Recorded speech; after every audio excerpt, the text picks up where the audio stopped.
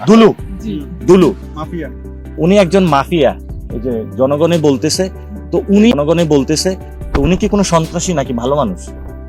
আচ্ছা, কেউ কথা বলে না, মানে একটু ভালো হবে না মনে হয়।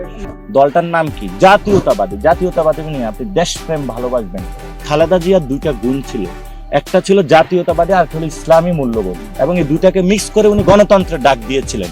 আমরা বর্তমানে এই বাংলাদেশের যেই যারা জাতীয়তাবাদী শব্দ বলে তাদের মধ্যে জাতীয়তাবাদীও দেখতে পাচ্ছি না, ইসলামী মূল্যবোধের ছিটেফোঁটাও দেখতে পাচ্ছি না, এবং এটা তো গণতন্ত্রকে অলরেডি হত্যা করেছে। এবং এই লালমনিরহাটে একজন মন্ত্রী আছে, ওনার নাম যেন কি?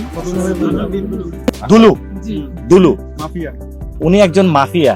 এই যে জনগণে বলতেছে, তো উনি যখন এখানে থাকে ওনার দায়িত্ব এবং কর্তব্যবোধের জায়গা হলো ওনার জেলার সীমান্তবর্তী মানুষগুলোকে নিরাপদ করা। উনি কি আপনাদের দেখতে আসছে?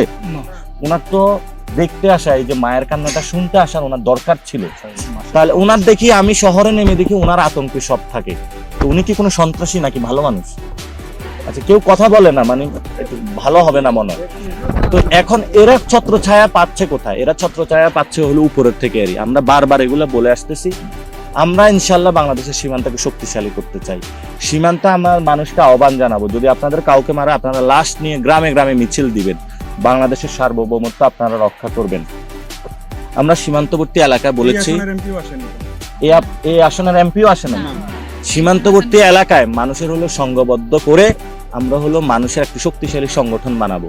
সরকার মানুষকে নিরাপত্তা দিতে পারত না, তাহলে ওনারা তো বাঁশ লাঠি নিয়ে নিজেদের নিরাপত্তা নিজেরা হলো নিশ্চিত করতে হবে। এছাড়া তো আমাদের কোনো আর বাংলাদেশের নিশ্চয়তা নেই। তো আমাদের মূল কথাটা হলো সীমান্তবর্তী মানুষকে ভারতীয় বাহিনী এসে অত্যাচার করে, এবং এখানে ফেন্সিডিল থেকে ইয়াবা থেকে মদ দিয়ে বাংলাদেশের যুব সমাজকে চেষ্টা করার চালাচ্ছে।